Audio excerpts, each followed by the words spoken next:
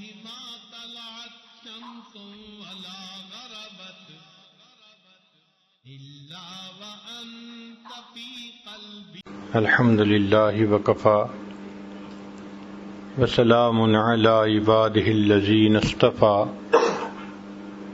أما بعد أعوذ بالله من الشيطان الرجيم بسم الله الرحمن الرحيم تبارك الذي بيده الملك وهو على كل شيء قدير الذي خلق الموت والحياة ليبلوكم أيكم أحسن عملا. سبحان ربك رب العزة عما يصفون والسلام على المرسلين والحمد لله رب العالمين. اللهم صل على سيدنا محمد وعلى آل سيدنا محمد وبارك وسلم. اللهم صل على سيدنا محمد وعلى آل سيدنا محمد وبارك وسلم. اللهم صل على سيدنا محمد وعلى آل سيدنا محمد وبارك وسلم. آج کے موسٹ ماڈرن سائنٹیفک دور میں ہر انسان کوالٹی کانشیس بن گیا ہے. کپڑا خریدنا ہو تو کوالٹی چاہیے، جوتا خریدنا ہو تو کوالٹی چاہیے، گھر کی چیزیں خریدنی ہو تو کوالٹی چاہیے. اتنا کوالٹی کا رجحان بن گیا کہ یہ چیز کی قیمت زیادہ دینے کو تیار ہوتا ہے، کوالٹی پہ کمپرومائز نہیں کرتا. نتیجہ کیا نکلا کہ انڈسٹریز کے اندر مستقل ایک ڈپارٹمنٹ بنا دیا گیا جس کو کہتے ہیں کوالٹی کنٹرول ڈپارٹمنٹ. مالک اپنے مینیجر سے کہتا ہے کہ بھائی مجھے پروڈکٹ کی کوالٹی چاہیے، کسٹمر کوالٹی مانگتا ہے ورنہ میری مارکیٹ ہاتھ سے نکل جائے گی. تو اگر ہم چند ٹکوں کے عوض کوئی چیز لیتے ہیں، کوالٹی مانگتے ہیں، تو پروردگار عالم جس نے اپنی جنتیں، اپنی رضا، اپنی لقاء ہمیں عطا کرنی ہے، وہ بھی ہمارے عملوں میں ہم سے کوالٹی مانگتے ہیں. فرمایا الذی خلق الموت والحیات، اللہ وہ ذات ہے جس نے موت کو اور حیات کو پیدا کیا، لیبلوکم، تاکہ تمہیں آزمائے، ایکم احسن عملا، تم میں سے کون بہترین عمل کرتا ہے. تو اعمال کی کوانٹٹی بھی مطلوب ہے اور اعمال کی کوالٹی بھی مطلوب ہے. اسی لیے مسجد کے سب لوگ ایک جیسی نماز پڑھتے ہیں، عبارت ایک جیسی، رکعتیں ایک جیسی، مگر کسی کی نماز کے اوپر سونے کا بھاؤ لگتا ہے، کسی پہ چاندی کا بھاؤ لگتا ہے، کسی پہ تانبے کا بھاؤ لگتا ہے، کسی کے لوہے کا بھاؤ لگتا ہے، اور کسی کو مٹی کے بھاؤ بھی قبول نہیں فرماتے. حدیث پاک میں آتا ہے کہ بعض نماز پڑھنے والے ہیں کہ ان کی نماز ان کے منہ پہ واپس مار دی جاتی ہے. تو اللہ رب العزت بھی اعمال میں کوالٹی چاہتے ہیں کہ میرے بندو بہترین عمل کرو. چنانچہ سیدنا صدیق اکبر رضی اللہ تعالیٰ عنہ نے بتلایا کہ چند چیزوں میں چند چیزوں کی کوالٹی وابستہ ہے، اگر ہم ان کا خیال رکھیں تو ان اعمال کی کوالٹی بہتر ہو جائے گی. اس کی مثال یوں سمجھیں کہ آپ نے لکڑی کا فرنیچر اگر بنتا دیکھا ہو تو جب یہ بن جاتا ہے پالش ہونے سے پہلے دیکھنے کے قابل بھی نہیں ہوتا. آپ جا کے دیکھیں، آپ کہیں گے یہ ہے فرنیچر، عجیب سی لکڑی اور ذرا اٹریکشن نہیں ہوتی. پھر اسی کے اوپر جب وہ وارنش چڑھا دیتا ہے اور ایک گلوسی لیئر چڑھا دیتا ہے تو وہ فرنیچر ایسے چمکتا ہے کہ انسان منہ مانگی پرائس دینے پہ تیار ہو جاتا ہے. تو اسی طرح اللہ تعالیٰ بھی چاہتے ہیں کہ اے میرے بندے تم جو عمل کرو اس عمل کو مزین کرو، اخلاص کے ساتھ، خشوع کے ساتھ، خضوع کے ساتھ، رجوع اللہ کے ساتھ، توجہ اللہ کے ساتھ، تقوی کے ساتھ، پھر تمہارے اچھے عملوں کو میں قبول کروں گا. تو سیدنا صدیق اکبر عنہ نے فرمایا کہ چند چیزوں کی زینت چند چیزوں کے ساتھ وابستہ ہے. پہلی بات فرمائی کہ نعمت کی زینت شکر ادا کرنے میں وابستہ ہے. انسان جتنا شکر ادا کرے اتنا نعمت کو زینت مل گئی. اور واقعی بات ایسی ہے کہ آج طبعاً ہم شکر ادا کرنے میں کوتاہی کرتے ہیں. حیرت کی بات تو یہ ہے کہ کوئی بندہ کوک اور پیپسی کی بوتل پیش کر دے تو اسے تھینک یو کہہ دیتے ہیں، اور جس پروردگار نے دسترخوان پر بٹھایا، بھوک کی نعمت سے نوازا، کھانے کی نعمت سے نوازا، ہم پیٹ تو بھر لیتے ہیں، اس پروردگار کے لیے دعا پڑھنی ہمیں یاد نہیں ہوتی.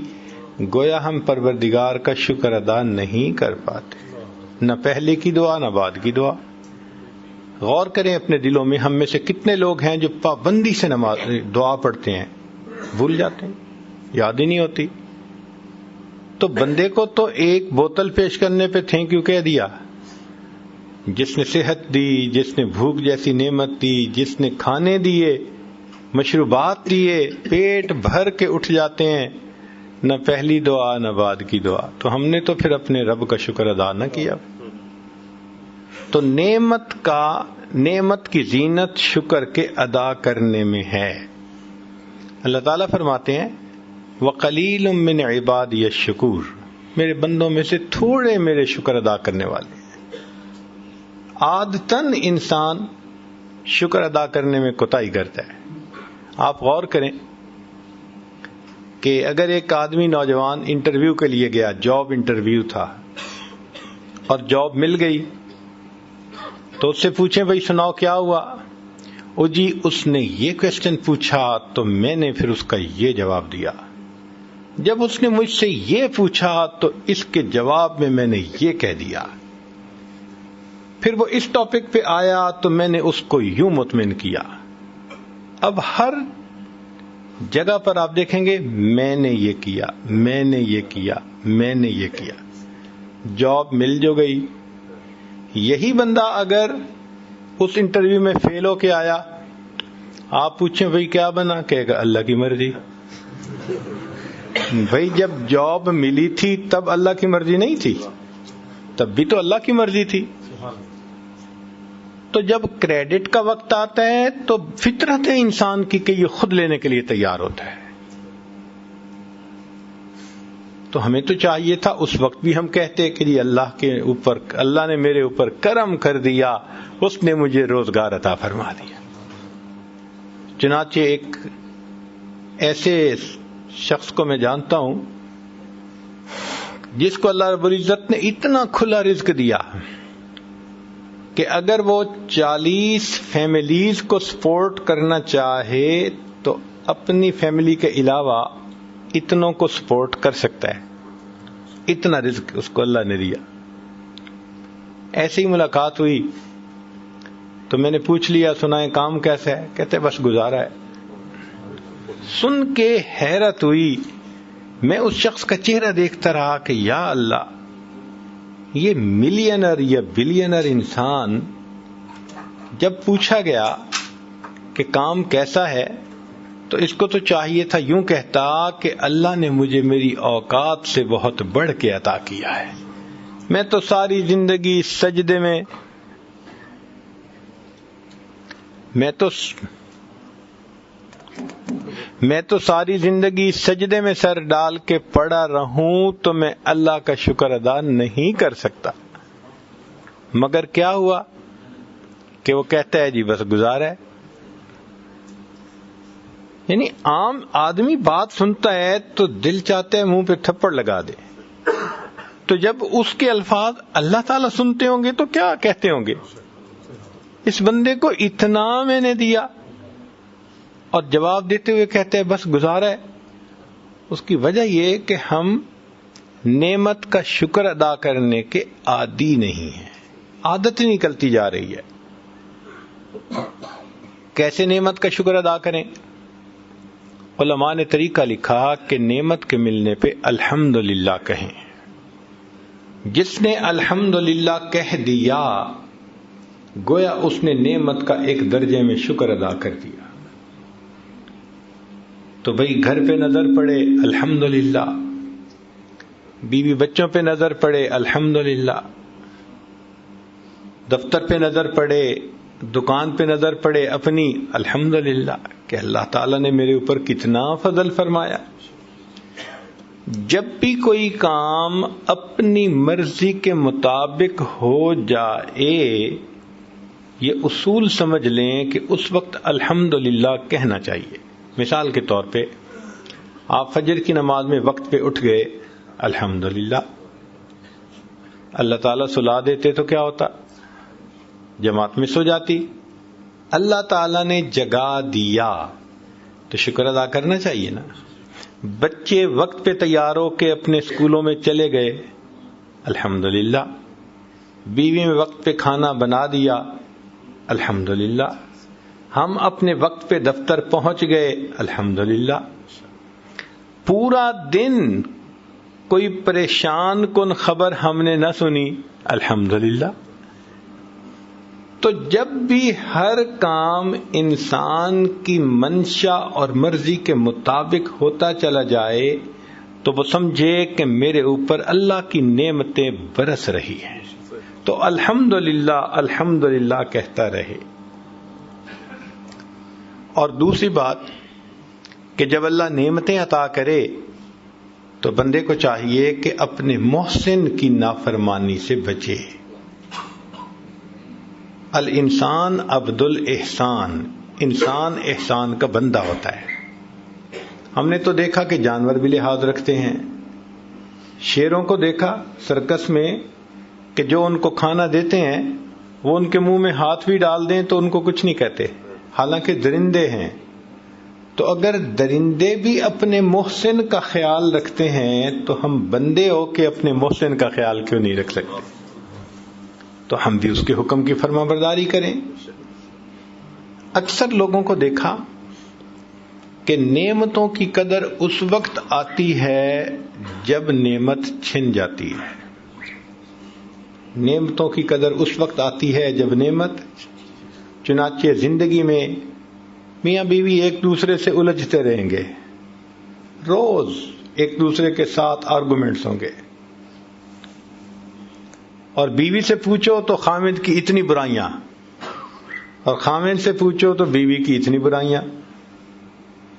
ان میں سے کوئی فوت ہو جائے، اب دوسرا بیٹھا رو رہا ہوگا، بھئی تم تو اس بیوی سے اتنے تنگ تھے، روتے تھے، کہتے تھے کہ مجھے تو ناک میں دم کر دیا، اب فوت ہو گئی تو جان چھوٹی، نہیں میرے بچوں کی ماں تھی، میرا گھر سنبھالا ہوا تھا، مجھے گھر کی فکر نہیں تھی، اب یاد آیا کہ اس کے کتنے احسانات تھے۔ اور یہی حال بیوی کا کہ خامند فوت ہو جائے رو رہی ہے، بھئی کیوں رو رہی ہو؟ تم تو شکوے کرتے اس کے رکتے نہیں تھی، اور جی نہیں جو بھی تھا آخر میرے بچوں کا باپ تھا، مجھے عزت دی ہوئی تھی، میں تو عزت کی زندگی گزار رہی تھی، اب اچھائیاں یاد آ گئی۔ تو نعمتوں کی قدر بندے کو آتی ہے جب نعمت اس کے ہاتھ سے چلی جاتی ہے۔ چنانچہ ایک انگریز شاعر نے ایک پوئم لکھی۔ ان کے اندر ایک عادت ہوتی ہے کہ جب کوئی بندہ فوت ہو جاتا ہے تو اس کے قبر کے اوپر لا کے بہت پھول رکھ دیتے ہیں، منوں اور ٹنوں کے حساب سے۔ تو اس پر کسی نے پوئم لکھی تو اس کا ایک فقرہ ہے، اس نے کہا why do we wait till a person die, کہ ہم پھول پیش کرنے کے لیے بندے کے مرنے کا انتظار کیوں کرتے ہیں؟ اگر زندگی میں پیش کرتے اس کو بھی خوشی ہوتی، ہمیں بھی خوشی ہوتی۔ تو جب نعمت چلی جاتی ہے پھر احساس ہوتا ہے۔ چنانچہ کتنے دوستوں کو دیکھا، حضرت ایک وقت تھا مٹی کو ہاتھ لگاتے تھے سونا بن جاتی تھی، آج تو سونے کو ہاتھ لگاتے ہیں مٹی بن جاتی ہے۔ بھائی ہم نے اس نعمت کی قدر نہیں کی جب نعمت ملی ہوئی تھی، اگر قدر کرتے تو اللہ تعالیٰ اس نعمت کو اور زیادہ بڑھا دیتے۔ چنانچہ نعمت کی زینت شکر کے ادا کرنے میں ہے۔ ابن عطا اسکندری رحمت اللہ علیہ نے ایک عجیب بات لکھی ہے،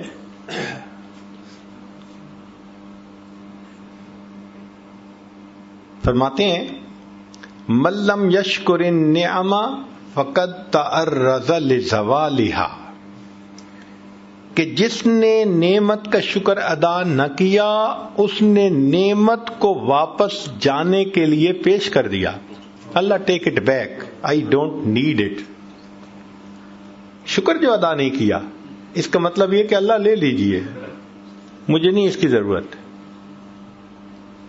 من لم یشکر النعم فقد تعرض لزوالها ومن شکرها فقد قیدها بإقالها، اور جس نے نعمت کا شکر ادا کر دیا اس نے نعمت کو نکیل ڈال کے اپنے پاس قید کر لیا۔ جس نعمت کا شکر ادا آپ نے کر دیا وہ نعمت آپ کے پاس رہے گی، بلکہ وہ نعمت اور زیادہ ملے گی۔ اللہ تعالیٰ کا وعدہ ہے لئن شکرتم لأزیدنکم، اگر تم شکر ادا کرو گے ہم اپنی نعمتیں اور زیادہ تمہیں عطا کریں گے۔ تو شکر ادا کرنے سے نعمت بڑھتی ہے، نعمت بندے کے پاس موجود رہتی ہے۔ اب سوچیں، کیا ہم چاہتے ہیں کہ اللہ نے جو نعمتیں دی ہوئی ہیں وہ ہمارے پاس باقی رہیں؟ اگر جواب میں ہاں ہے دل میں تو اس کا مطلب ہے کہ شکر ادا کرنا چاہیے ان نعمتوں پر تاکہ اللہ تعالیٰ واپس نہ لے۔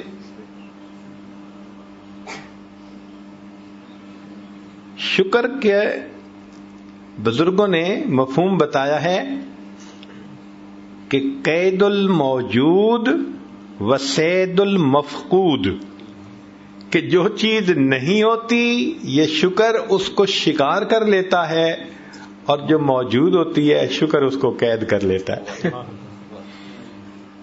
تو شکر ادا کرنے سے انسان کو نعمتیں اللہ تعالیٰ اور زیادہ عطا فرماتے ہیں، اس لیے ہمیں اللہ کا بہت شکر ادا کرنا چاہیے۔ الحمدللہ کہنا، اللہ کی تعریفیں کرنا، اللہ کی عبادت کرنا، اللہ کا ذکر کرنا، گناہوں سے بچنا، یہ سارا کا سارا اللہ کا شکر ہے۔ اس لیے فرمایا رب اوزعنی ان اشکر نعمتک التی انعمت علی وعلی والدی وان اعمل صالحا ترضاہ، کہ اللہ میں ایسے عمل کروں کہ آپ مجھ سے راضی ہو جائیں، یہ نعمتوں کا شکر ہے۔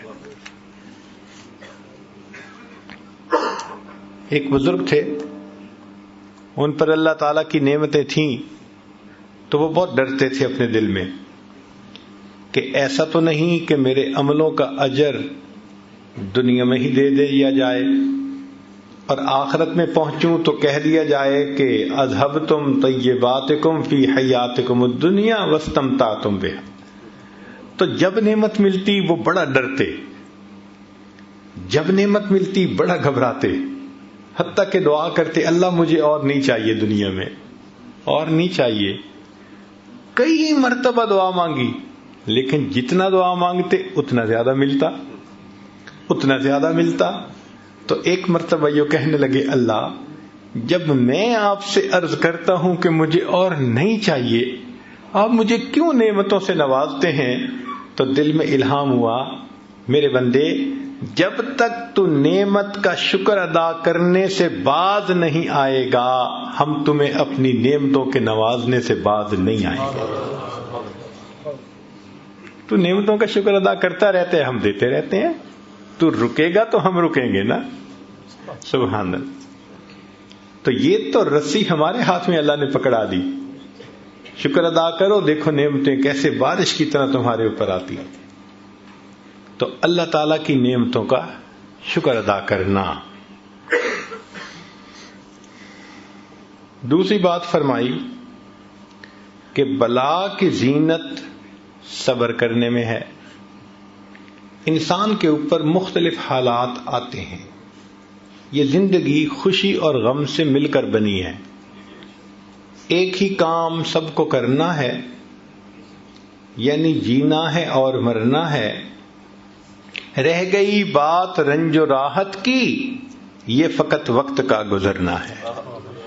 تو رنج و راحت یہ چلتا ہے زندگی بھر, کبھی یہ حال ہے کبھی وہ حال ہے. تو انسان کے اوپر اگر غم کا حال آ جائے, بلا آ جائے, تو بے صبری نہیں کرنی چاہیے. اس لیے کہ بے صبری کرنے سے وہ بلا ٹلتی تو ہے نہیں. جو ثواب ملنا ہوتا ہے بندہ اس ثواب سے بھی محروم کر دیا جاتا ہے. تو بلا کی زینت صبر کرنے میں ہے.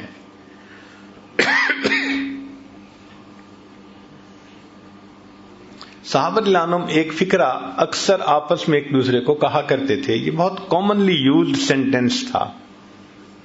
فرماتے تھے استقبال المصائب بالتجمل, کہ اگر مصیبتیں آئیں تو اچھے انداز سے ان کا استقبال کرو.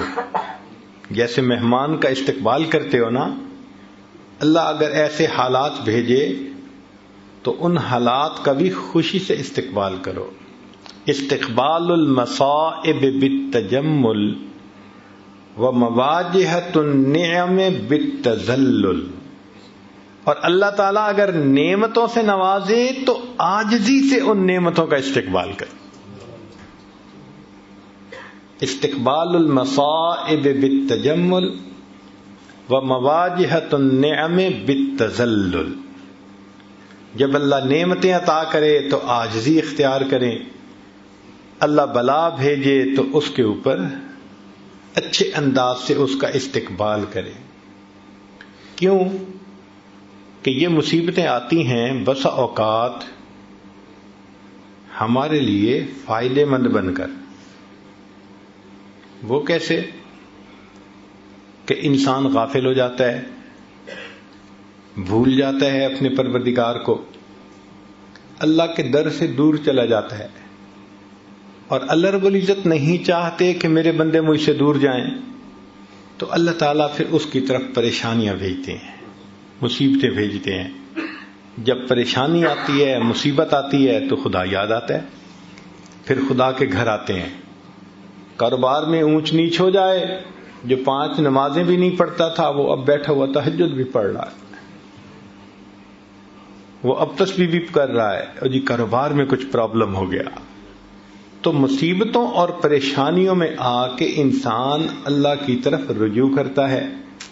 تو اللہ تعالیٰ بس اوقات پریشانیاں بھیجتے ہیں بندے کو اپنے در کی طرف متوجہ کرنے کے لیے. پاک ہے وہ پروردگار, ذرا توجہ سے بات سنیے گا. پاک ہے وہ پروردگار جو اپنے غافل بندوں کو پریشانیوں کی رسیوں میں جکڑ جکڑ کر اپنے در کی طرف واپس کھینچ رہا ہوتا ہے. یاد رکھیں, خوشیاں سلاتی ہیں اور غم جگاتے ہیں. خوشیاں سلاتی ہیں اور غم اگر یہ غم نہ ہوتے پتہ نہیں ہم کس حال میں ہوتے. تو اللہ تعالیٰ یہ حالات چھوٹے موٹے بھیجتے رہتے ہیں کہ بندے ذرا متوجہ رہیں, غفلت میں نہ جانے پائیں. اس لیے اللہ والوں کا یہ دستور ہے کہ غم کے حال میں وہ زیادہ خوش ہوتے ہیں, نعمت کے حال میں ڈرتے گھبراتے ہیں. غم میں زیادہ خوش ہوتے ہیں. اس لیے کسی نے عجیب بات کہی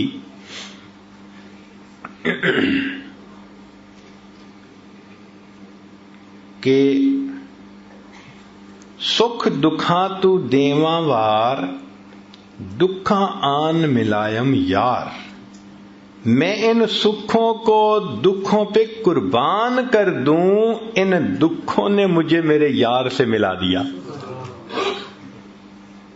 اچھا یہ بھی ہو سکتا ہے کہ آپ نے یہ بلائیں مصیبتیں خود مانگی ہوں. آپ حیران ہوں گے کہ بلائیں مصیبتیں تو کوئی نہیں مانگتا. ہو سکتا ہے ہم نے مانگی ہوں. وہ کیسے؟ متوجہ ہو ذرا. ہم نے دعا مانگی، اللہ قیامت کے دن اپنے حبیب صلی اللہ علیہ وسلم کے ہاتھوں حوض کوثر کا جام عطا فرما دینا، اور اللہ نے دعا قبول کر لی. مگر عمل تو ایسے ہیں نہیں. دعا قبول ہو گئی تو کیسے ملے گا وہ جام؟ تو پھر اللہ تعالیٰ ایسے بندے کی طرف کچھ چھوٹی پریشانیاں، کچھ مصیبتیں، کچھ حالات بھیج دیتے ہیں. اگر وہ بندہ ان حالات پہ صبر کرتا ہے، اس کو بہانہ بنا کر اللہ اس کو یہ نعمت عطا فرما دیتے ہیں. آپ نے دیکھا ہوگا کہ بچہ جب اپنے آپ کو گندا کر لیتا ہے تو ماں اس کو پھر دھوتی ہے، نہلاتی ہے. اب بچے کی رونے کی آوازیں آ رہی ہیں تو آپ پوچھیں بچہ کیوں رو رہا ہے؟ اس کی ماں کدھر ہے؟ جی ماں پاس ہی تو ہے. تو اس کو چپ کیوں نہیں کروا رہی؟ ماں ہی تو رلا رہی ہے. تو وہ کہے گا ماں تو بچے کو نہیں رلاتی.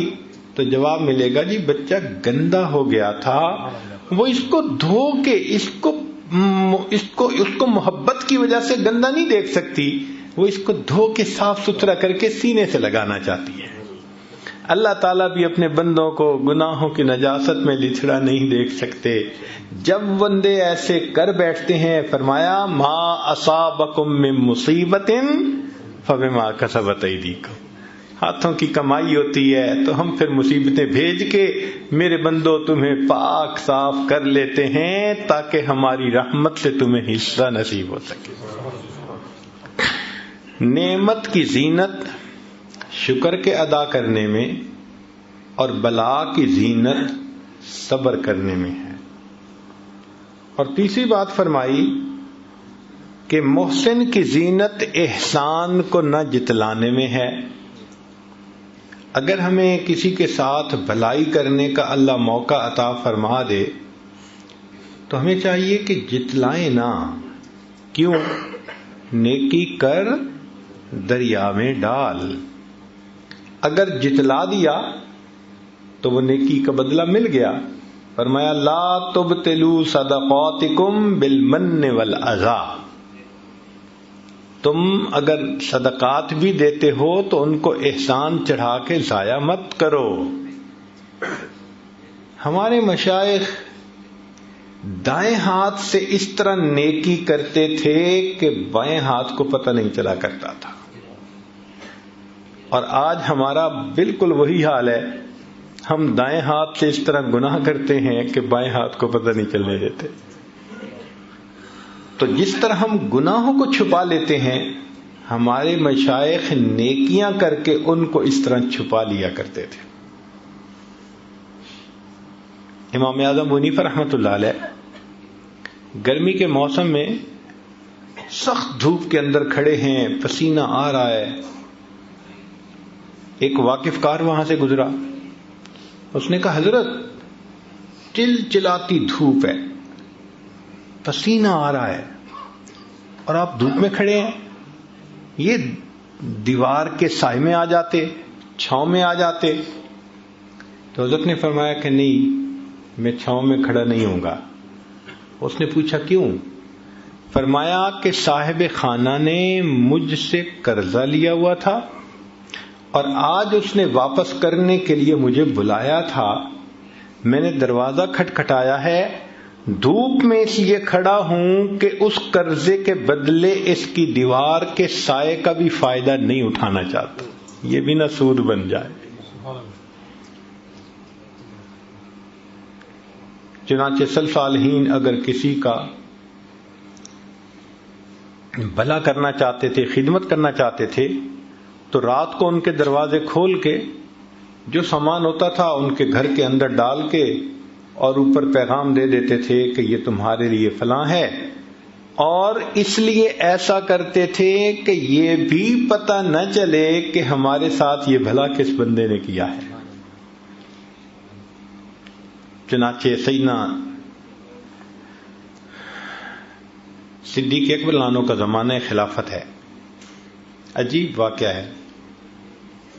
عمر لانو ملنے کے لیے آئے تو دیکھا کہ وہاں پر ایک کاغذ پڑا ہوا ہے، جو بھی چمڑے کی کوئی چیز تھی، اور اس پر لوگوں کے نام لکھے ہوئے ہیں جو سینئر سٹیزن تھے، زیادہ بوڑھے تھے یا معذور لوگ تھے، ہینڈی کیپ تھے، اور ان کو خدمت کی ضرورت تھی.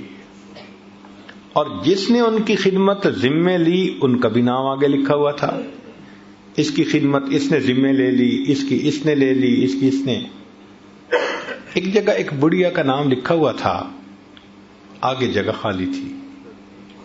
تو عمر لانو نے اس بڑھیا کا نام بھی نوٹ کر لیا اور اس کا گلی، مکان، ایڈریس بھی نوٹ کر لیا، اور کہا کہ بھائی اس کی خدمت میں کروں گا. اب بوڑھی عورت کی کیا خدمت کرنی ہوتی تھی کہ اس کے گھر میں جاتے تھے، جھاڑو دے دیتے تھے، برتن دھو دیتے تھے، باہر سے پانی بھر کے اس کو گھر میں پہنچا دیتے تھے. ان کاموں کے ہونے سے اس بڑھیا کو آسانی ہو جاتی تھی، وہ پردے میں رہ کے زندگی گزار. عمر لانو نے فجر کی نماز پڑھی، بڑھیا کا دروازہ کھٹکھٹایا، پوچھا کون؟ اماں میں خدمت کے لیے حاضر ہوا ہوں. اس نے بھائی خدمت کرنے والا تو کوئی آیا تھا، وہ خدمت کر کے چلا گیا. اچھا ٹھیک ہے. اگلے دن فجر کی بجائے تہجد پڑھ کے آئے، دروازہ کھٹکھٹایا، اس نے پوچھا کون؟ اماں خدمت کرنے کے لیے آئے. بھائی خدمت کرنے والا تو آیا تھا، کر کے چلا گیا. اماں وہ کون تھا؟ نہ میں نے کبھی نام پوچھا، نہ اس نے کبھی نام بتایا. اماں اس کا قد کاٹ کیسا تھا، شکل کیسی تھی؟ بھائی وہ جب آتا تھا تو دروازے سے کہتا ہے پردہ کر لو، میں کمرے میں چلی جاتی ہوں. وہ سارے کام کر کے جاتے ہوئے بتا دیتا ہے جی پردہ ختم ہو گیا، دروازہ بند کر کے چلا جاتا ہے. آج تک میں نے اس کی شکل بھی نہیں دیکھی. عمر لانو بڑے حیران ہوئے، یہ کون جواں مرد ہے، خدمت بھی کرتا ہے تو ایسے کہ پتہ بھی نہیں چلنے دیتا. اور تہجد کے وقت خدمت ہو چکی. وہ بھی عمر بن الخطاب تھے.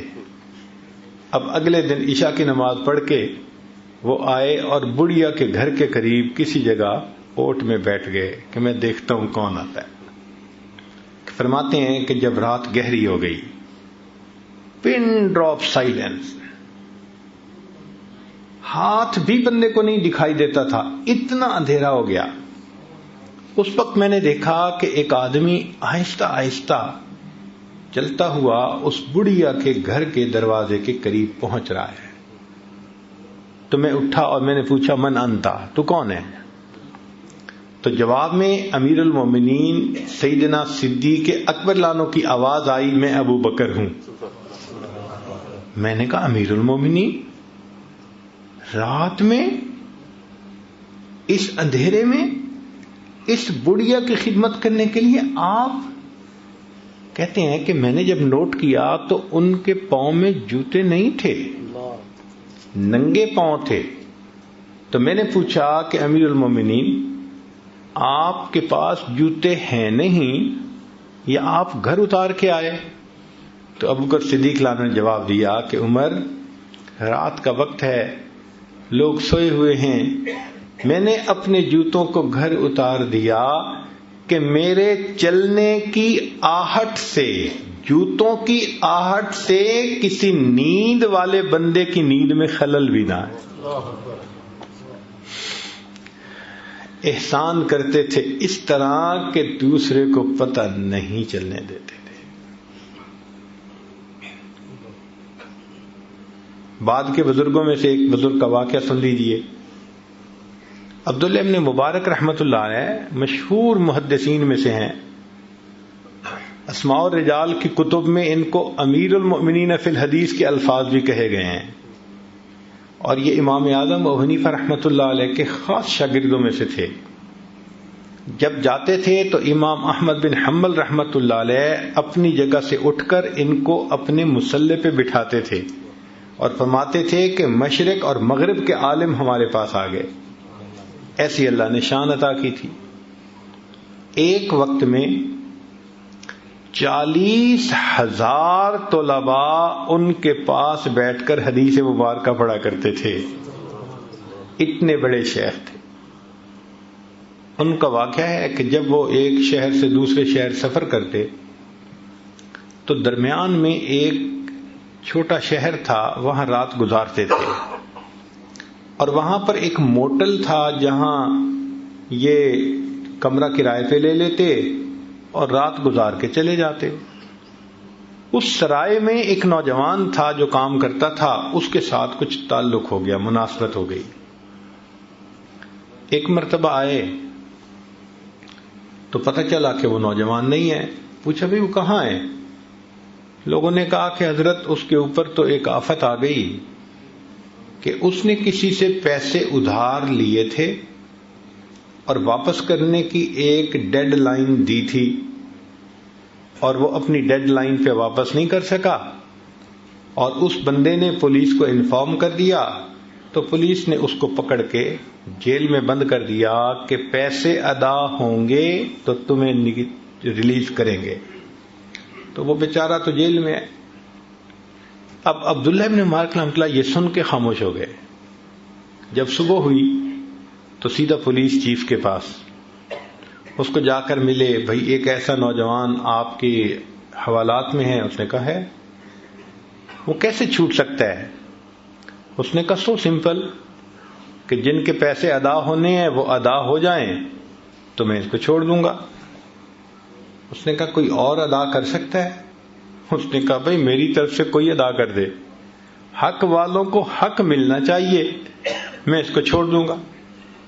فرمانے لگے کہ اس کے پیسے میں ادا کرتا ہوں مگر ایک شرط کے ساتھ. اس نے کہا کون سی شرط؟ کہنے لگے کہ شرط یہ ہے کہ تم نے کسی پر میرا نام ظاہر نہیں کرنا. یہ احسان ہوتا ہے، پتہ بھی نہ چلنے دینا. چنانچہ عبداللہ ابن مبارک رحمۃ اللہ نے پیمنٹ کر دی اور چلے گئے اس شہر سے. بعد میں پولیس چیف نے اس نوجوان کو جب ریلیز کر دیا تو اس کو اتنا پتہ چلا بھائی کسی نے تمہارا قرض دے دیا ہے. کس نے دیا اس کا پتہ نہیں چلا. وہ نوجوان واپس آ گیا. اس کے بعد سال میں کئی مرتبہ آپ اسی جگہ گزرتے، قیام کرتے، وہ نوجوان آپ کو اپنا واقعہ سناتا. میں قید ہو گیا تھا، کسی نے قرضہ ادا کر دیا، پھر میں چھوٹا. حضرت خاموشی سے واقعہ سن لیتے تھے. پوری زندگی اس نوجوان کو یہ نہ بتایا کہ تمہارا قرضہ میں نے ادا کیا تھا. جب حضرت کی وفات ہوئی تو پھر پولیس چیف نے اس نوجوان کو ڈسکلوز کیا کہ تمہارا قرضہ عبداللہ ابن مبارک نے ادا کیا تھا. تو ہمارے اکابر احسان کر کے جتلاتے نہیں تھے، پتہ بھی نہیں چلنے دیتے تھے.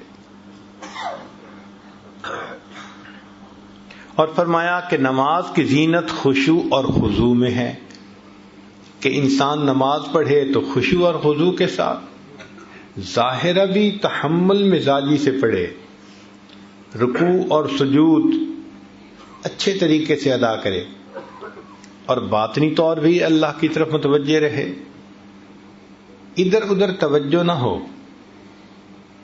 نماز کی طرف توجہ. آج ہماری نماز عجیب بن گئی ہے.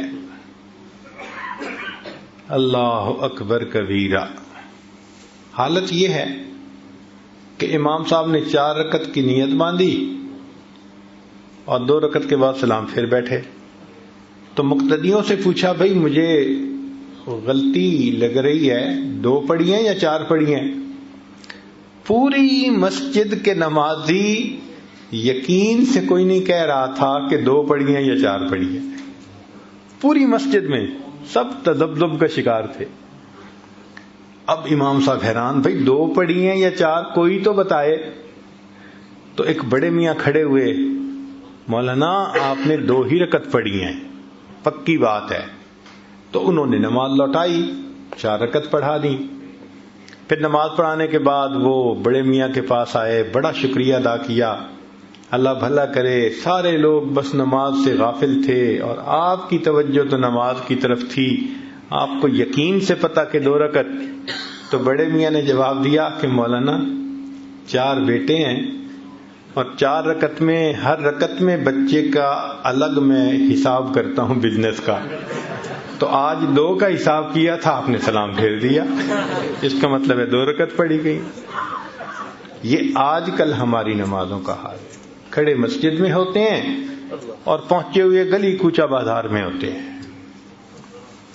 مجھے تو ایسے لگتا ہے کئی مرتبہ کہ ہوائی جہاز پہ سفر کر رہے ہوتے ہیں نا، تو کچھ مسافروں کو نیند آ رہی ہوتی ہے، اونگ رہے ہوتے ہیں، اور جب جہاز لینڈ کرتا ہے نا تو وہ اسی حال میں اونگ رہے ہوتے ہیں. جیسے پہیے زمین پہ لگتے ہیں نا تو ان کی آنکھ کھلتی ہے، اوہ لینڈ کر گئے. بالکل اسی طرح لگتا ہے کہ ہم اللہ اکبر کے الفاظ سے فلائی کر جاتے ہیں اور پھر پتہ نہیں کن خیالات کی دنیا میں اڑتے رہتے ہیں. اور جب امام کہتے ہیں نا السلام علیکم اوہ ہمارے پاؤں زمین پہ لگ جاتے ہیں، اب ہم واپس آ گئے. نماز تو وہ ہے جس میں اللہ کی طرف خشوع خضوع ہو بندے کو. اللہ اکبر کبیرہ. ہمارے اکابر نماز بنایا کرتے تھے. تو نماز کی زینت خشوع اور خضوع میں ہے.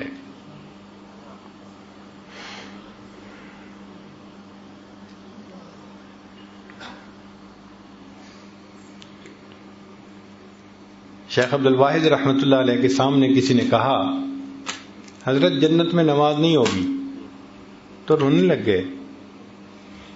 کسی نے پوچھا کہ رو کیوں رہے ہیں؟ فرمانے لگے اگر جنت میں نماز نہیں ہوگی تو پھر جنت میں مزہ ہی کیا آئے گا. اللہ اکبر کبیر. حاجی امداد اللہ مہاجر مکی رحمۃ اللہ علیہ کے سامنے کچھ نوجوان بیٹھ کے جنت کی باتیں کرنے لگے، حور و قصور کی باتیں. سنتے رہے. جب وہ خوب باتیں کر چکے تو حضرت نے فرمایا کہ اگر قیامت کے دن اللہ رب العزت کا مجھ پر فضل ہو گیا تو میں تو اتنا عرض کروں گا اللہ اپنے عرش کے نیچے مصلی کی جگہ عطا فرما دی. عرش کے نیچے مصلی کی جگہ عطا فرما. مولانا یحییٰ رحمۃ اللہ علیہ لمبا سجدہ کرتے تھے. کسی نے کہا کہ حضرت اتنا لمبا سجدہ؟ فرمان لگے ہاں جب میں سجدہ کرتا ہوں تو یوں محسوس ہوتا ہے میں نے اپنے آقا کے قدموں پہ سر رکھ دیا، سر اٹھانے کو میرا دل نہیں چاہتا. کوئی تو سجدہ ہم بھی ایسا کر جائیں، کوئی ایسا خلوص کا سجدہ. نشان سجود تیری جبیں پر ہوا تو کیا، کوئی ایسا سجدہ کر کے زمین پر نشان رہے. تو اس نماز کو بنانے کی ضرورت ہے.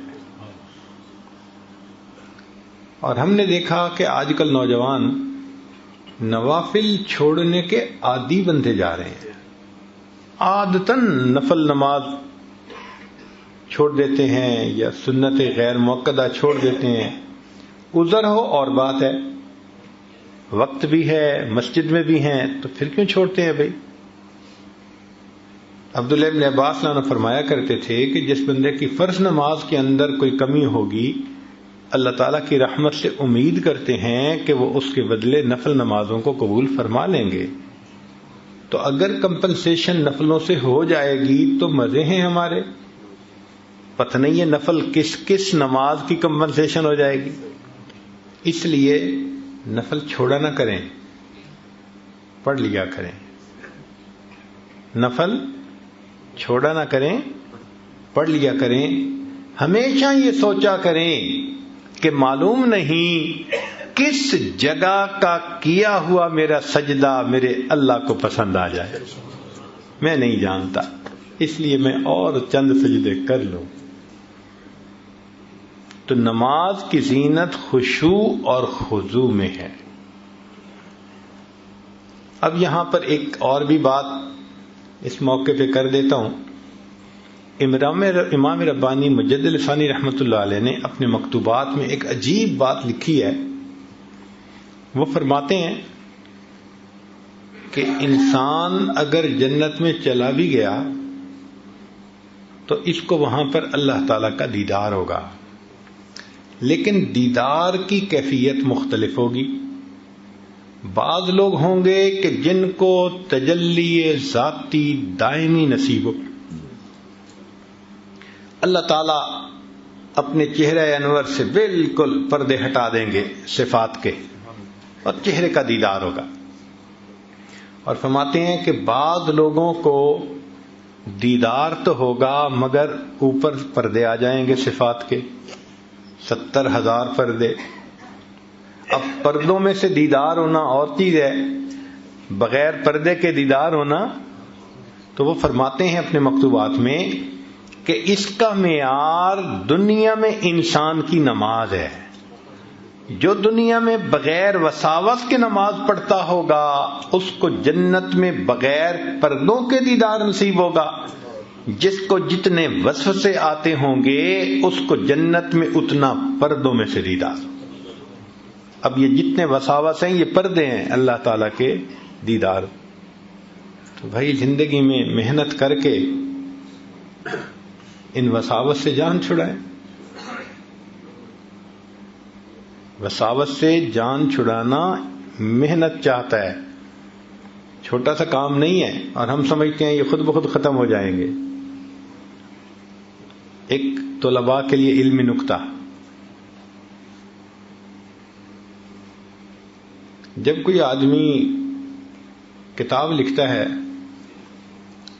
تو کتاب کے آخر پہ وہ سب سے جو اہم بات ہوتی ہے نا، جو اہم نقطہ ہوتا ہے وہ اس کو لکھتا ہے، اہم پیغام دیتا ہے۔ کتاب اینڈ ہو رہی ہے نا، ختم ہو رہی ہے، لب لباب جو ساری بات کا نچوڑ ہوتا ہے وہ کتاب کے آخری صفحے پہ آ کے لکھتا ہے کہ بھئی یہ مقصد تھا پورا۔ جب یہ بات ہم سمجھتے ہیں تو ذرا بتائیے کہ اللہ رب العزت نے قرآن مجید میں ہمیں کتنی تعلیمات سے نوازا، تو ان تعلیمات کا لب لباب اخیر پہ کیا نکلا؟ آخری صورت کیا کہہ رہی ہے؟ قل اعوذ برب الناس ملک الناس الہ الناس من شر الوسواس الخناس۔ یہ خناس کے وساوس یہ اتنے برے کہ اللہ نے نچوڑ نکالا قرآن کا اس جگہ پہ آ کے۔ اس سے نجات پاؤ، اللہ کی پناہ مانگو، مگر اس کے لیے محنت کرنی پڑتی ہے۔ نماز بنانے میں ایک اصول یاد رکھیں کہ نماز بنتی ہے بار بار نماز کی مشق کی جائے اور نماز کے باہر اللہ کا ذکر کیا جائے۔ اس کی مثال یوں سمجھیں کہ ایک آدمی اگر ہیوی ویٹ باکسنگ چیمپئن شپ کا مقابلہ کرنا چاہتا ہے تو آپ اس کو دیکھیں گے، کبھی تو وہ جاگنگ کر رہا ہوگا، اور کبھی وہ جمپ کر رہا ہوگا، اور کبھی وہ سپرنگ کھینچ رہا ہوگا، اور کبھی لٹک رہا ہوگا، اور کبھی ایک چمڑے کا تکیہ اس کو مکے مار رہا ہوگا۔ یہ سارے کام وہ کیوں کرتا ہے؟ اس لیے کہ اس کو یہ پتا ہے کہ میں جتنی تیاری کروں گا، جب میں رنگ کے اندر داخل ہوں گا تو اتنی بہتر پرفارمنس میں دکھا سکوں گا۔ اور اگر کوئی بندہ مقابلے کا فیصلہ تو کر لے اور اپنی محنت نہ کرے، کوئی کہے بھی صحیح بھائی تمہارا تو مقابلہ ہے، کہتے ہیں جی رنگ میں جاؤں گا تو دیکھی جائے گی، تو یہ تو پھر پہلے منٹ میں ہی ٹیکنیکل ناک آؤٹ ہو جائے گا۔ اس لیے کہ رنگ میں جانے کے بعد تھوڑا تیاری ہوتی ہے، وہ تو باہر تیاری ہوتی ہے. ایگزیکٹ اسی طرح ہم نماز کے باہر تو ذکر پہ محنت نہیں کرتے کہ وساوس دور ہو، اور ہم یہ سمجھتے ہیں بس اللہ اکبر کہہ کے رنگ میں اتر گئے تو بس جی ہم انشاءاللہ وساوس کے بغیر نماز پڑھ لیں گے. وہ پہلے منٹ میں ہی شیطان ٹیکنیکل ناک آؤٹ کر دیتا ہے، ہمیں یاد ہی نہیں ہوتا کہ ہم نے کیا پڑھا کیا نہ پڑھا. اور کئی تو ایسا خود بتاتے ہیں کہ قیام میں کھڑے اتحیات پڑھ رہے ہوتے ہیں اور اتحیات میں بیٹھے سورہ فاتحہ پڑھ رہے ہوتے ہیں. کہاں توجہ جا رہی ہے پتہ ہی نہیں ہوتا. تو یہ جو ذکر بتایا گیا، مسنون دعائیں بتائی گئیں، اصل میں یہ نماز کی پریپریشن ہے. تو رنگ سے باہر محنت کریں، پھر جب اللہ اکبر کہہ کے رنگ میں اتریں گے تو آپ دیکھیں گے کہ وہ مردود بھاگ جائے گا اور آپ سکون سے اللہ پاک کے سامنے تسلی کی چند رکعت ادا کر سکیں گے. تو نماز کی زینت خشوع اور خضوع میں ہے. اور پانچویں چیز فرمائی کہ خوف کی زینت گناہوں کے چھوڑنے میں ہے. اب ایک بندہ کہے جی میرے دل میں اللہ کا بڑا خوف ہے، اور آنسو تو بہائے گناہ نہ چھوڑے، تو اس کا مطلب ہے کہ خوف نہیں ہے. جب خوف ہوتا ہے تو بندہ پھر دور ہٹتا ہے اس چیز سے. آپ دیکھیں سانپ دیکھنے میں کتنا خوبصورت ہوتا ہے، کبھی ہاتھ لگایا آپ نے کہ جی کتنا بہترین ڈیزائن بنا ہوا ہے اور کتنی اس کی جو ہے نا ملائم سکن ہے، ذرا پکڑ کے تو دیکھو گے کہ نہ بھائی نہ. ہم کیوں دور بھاگتے ہیں؟ ہمیں خوف ہوتا ہے. بجلی سے دور جاتے ہیں، سانپ سے دور بھاگتے ہیں، اس لیے کہ ہمیں خوف ہوتا ہے کہ نقصان ہوگا. اسی طرح جب دل میں اللہ کا خوف آ جائے تو بندہ گناہوں سے دور بھاگتا ہے. وہ سمجھتا ہے کہ اس سے میرا نقصان ہو جائے. ایک اور نقطہ یاد رکھیں، ایک لفظ ہے حزن اور ایک ہے خوف. حزن کہتے ہیں اندر کے غم کو، اور خوف کہتے ہیں باہر کے صدمے کو. تو حزن انسان کو کھانا پینا چھڑوا دیتا ہے. غم زدہ وہ بندہ کھانے کو دل ہی نہیں چاہتا. بیٹا فوت ہو جائے، نہ ماں کھائے گی نہ باپ کھائے گا کھانا، وہ جی دل ہی نہیں چاہتا. کاروبار میں نقصان ہو جائے، کھانے کو دل نہیں چاہتا. طالب علم فیل ہو جائے، کھانے کو اس وقت دل نہیں چاہتا. بیوی کو خاوند ڈانٹ ڈپٹ کے چلا جائے، کھانے کو دل نہیں چاہتا. تو مقصد یہ کہ حزن کی وجہ سے انسان کا کھانا پینا چھوٹ جاتا ہے.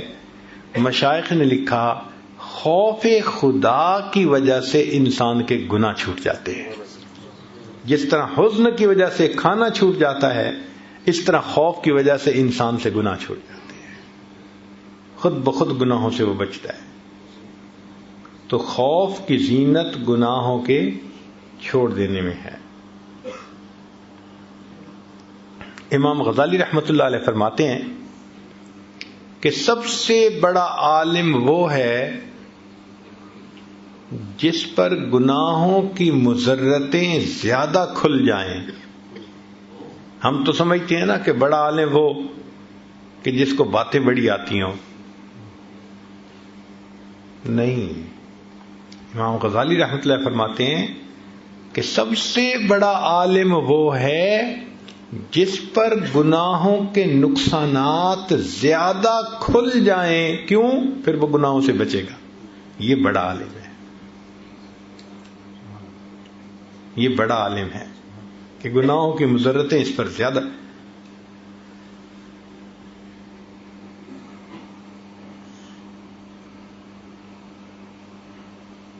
نبی علیہ السلام کی خدمت میں ایک صحابی آئے، اے اللہ کے نبی صلی اللہ علیہ وسلم میں بڑا عبادت گزار بننا چاہتا ہوں. نبی علیہ السلام نے فرمایا اتق المحارم تکن اعبد الناس. گناہوں کو چھوڑ دو، تم سب سے بڑے عبادت گزار بن جاؤ گے. تو گناہوں کو چھوڑنا یہ خوف کی زینت ہے. پھر اس کے بعد فرمایا کہ طالب علم کی زینت عاجزی میں ہے. کوئی طالب علم ہو، اسٹوڈنٹ ہو، تو اس کو عاجز بن کے رہنا چاہیے. اگر عاجزی نہیں ہوگی تو علم بھی حاصل نہیں ہوگا.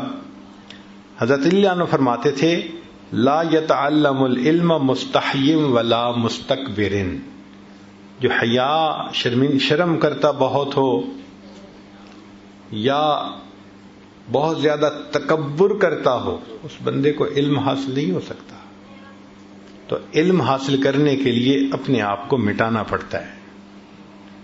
اس لیے حدیث پاک ہے، نبی اسلام نے فرمایا تواضعوا لمن تتعلمون منہ، کہ تم جن سے علم حاصل کرتے ہو ان کے سامنے تواضع اختیار کرو. یعنی ان کے سامنے تم چھوٹا بن کے رہو، ان کے سامنے چھوٹا بن کے رہو، اس سے تمہیں علم حاصل ہوگا. علم اللہ کی صفت ہے اور اللہ تعالی بلند ہے، تو علم کے اندر بھی بلندی ہے. اب ایک نقطے کی بات طلباء کے لیے کہ علم کے سامنے فرشتے بھی سرنگوں. علم کے سامنے فرشتے بھی سرنگوں. حضرت آدم علیہ السلام کے سامنے فرشتے ہار گئے نا، اور سجدہ کیا انہوں نے. تو کس وجہ سے سجدہ کیا؟ کہ آدم علیہ السلام کے پاس علم الاشیاء تھا جو فرشتوں کے پاس نہیں تھا. اس وجہ سے اللہ نے فرشتوں کو حکم دیا کہ تم آدم علیہ السلام کی طرف سجدہ کرو. تو علم کے سامنے فرشتے بھی سرنگوں اور علم کے سامنے انبیاء بھی سرنگوں. بات عجیب لگے گی مگر ہے حقیقت. سورہ کہف کے اندر ہم پڑھتے ہیں حضرت موسیٰ علیہ السلام اللہ کے پیغمبر ہیں اور خضر علیہ السلام اللہ کے ولی ہیں. مگر حضرت موسیٰ علیہ السلام شاگرد بن کر بیٹھے ہیں اور کہتے ہیں کہ جی مجھے مما علمہ کا، جو آپ کو اللہ نے علم دیا اس میں سے آپ مجھے بھی سکھا دیجئے. تو علم کے سامنے فرشتے بھی سرنگوں، علم کے سامنے انبیاء بھی سرنگوں، اور علم کے سامنے دنیا کے بادشاہ بھی سرنگوں. چنانچہ کتنا مار ایسا ہوا کہ علماء کے انتظار میں وقت کے بادشاہ ایک ایک گھنٹہ انتظار میں رہتے تھے. درس حدیث ختم ہوتا تھا تب ان کے ساتھ مصافحہ کیا کرتے تھے. تو علم کے سامنے وقت کے بادشاہ بھی سرنگوں. ساتویں چیز فرمائی کہ علم کی زینت حلم میں ہے. علم کی زینت حلم میں. اللہ تعالیٰ اگر کسی کو علم حاصل عطا فرمائے تو اس کو چاہیے کہ وہ حلم بھی اپنے اندر پیدا کرے.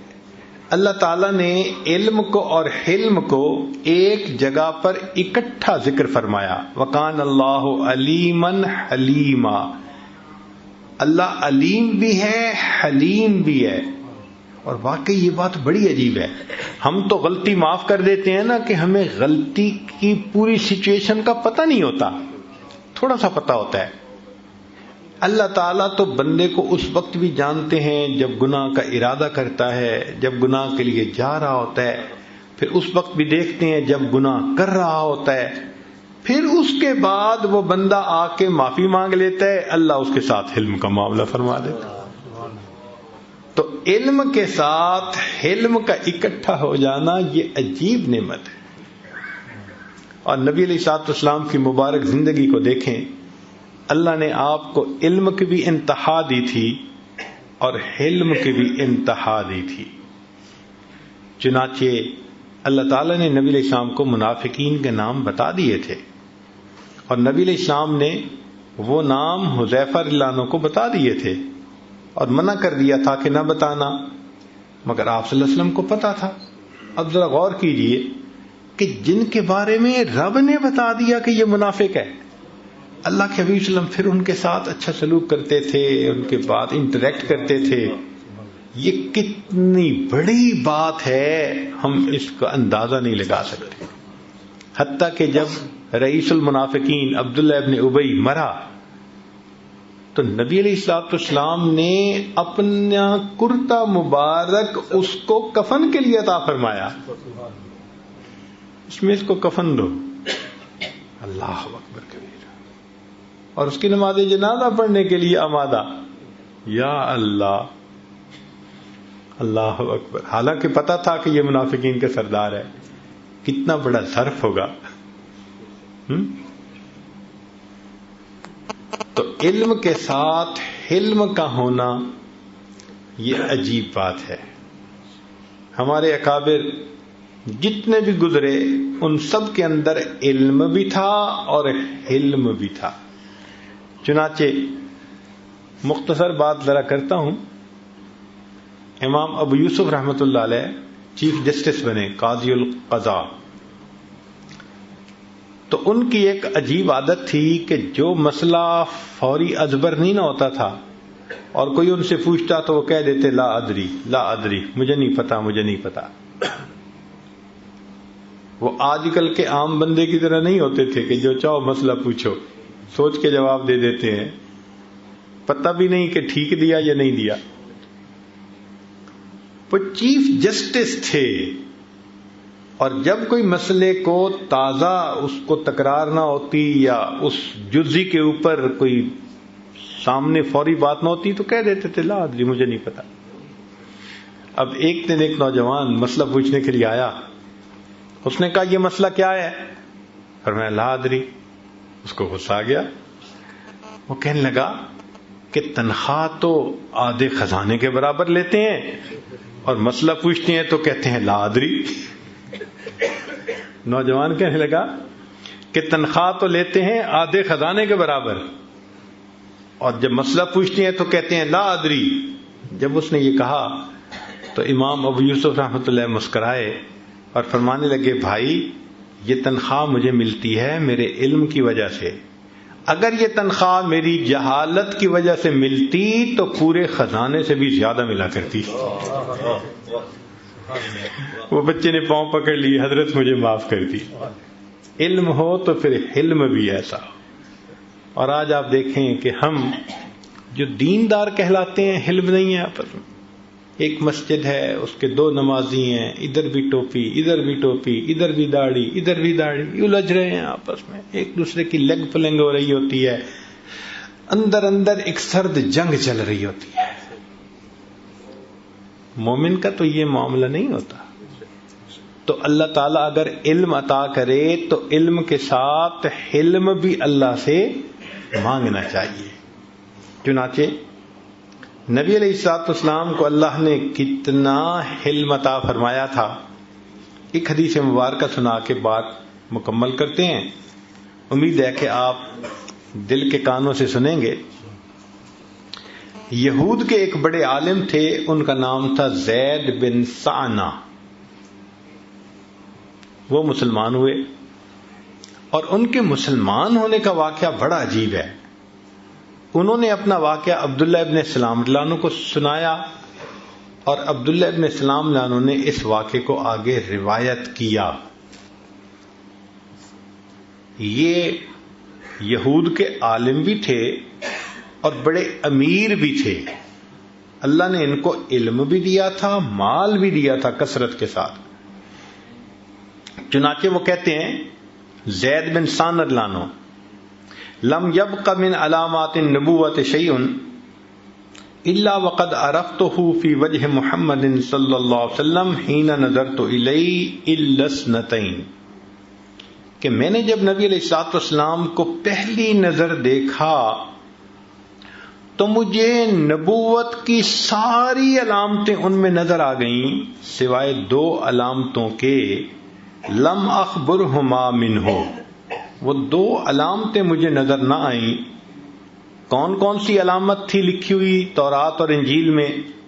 کہ یسبق حلمہ غضبہ، کہ وہ آخری پیغمبر جو ہوں گے ان کا حلم ان کے غضب کے اوپر غالب ہوگا. ایک تو یہ نشانی تھی. اور دوسرا ولا یزیدہ شدت الجہل علیہ الا حلما، کہ ان کے ساتھ کوئی جتنا جہالت کا معاملہ کرے گا ان کا حلم اتنا بڑھتا چلا جائے گا. مجھے ساری علامتیں نظر آ گئیں سوائے ان 2 علامتوں کے.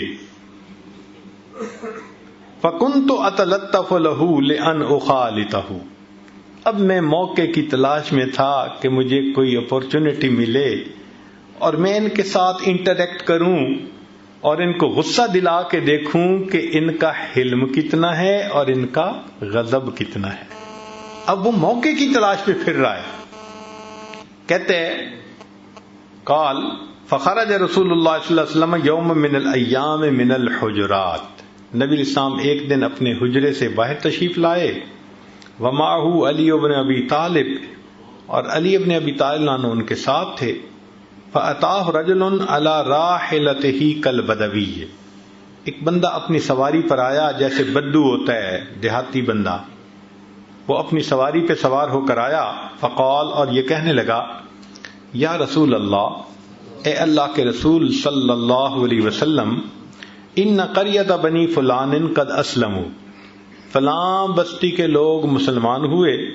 وقد اصابتہم سنۃ وشدۃ، اور ان کو فاقہ، تنگ دستی، قحط سالی نے گھیر لیا. فإن رأيت أن ترسل إليهم بشيء تعينهم به فعلت، اگر آپ ان کو ہیلپ آؤٹ کرنا چاہتے ہیں تو میں جا رہا ہوں، آپ مجھے کچھ پیسے دیں، میں پہنچا دوں گا، ان کی مدد ہو جائے گی. فلم یکم معہ شیء، اللہ کے حبیب صلی اللہ علیہ وسلم کے پاس دینے کے لیے کچھ بھی اس وقت نہیں تھا. فدنوت منہ، زید کہتے ہیں کہ میں نے جب یہ سچویشن دیکھی نا تو میں نے کہا بڑا اچھا موقع بن رہا ہے. فدنوت منہ، میں ان کے قریب ہو گیا.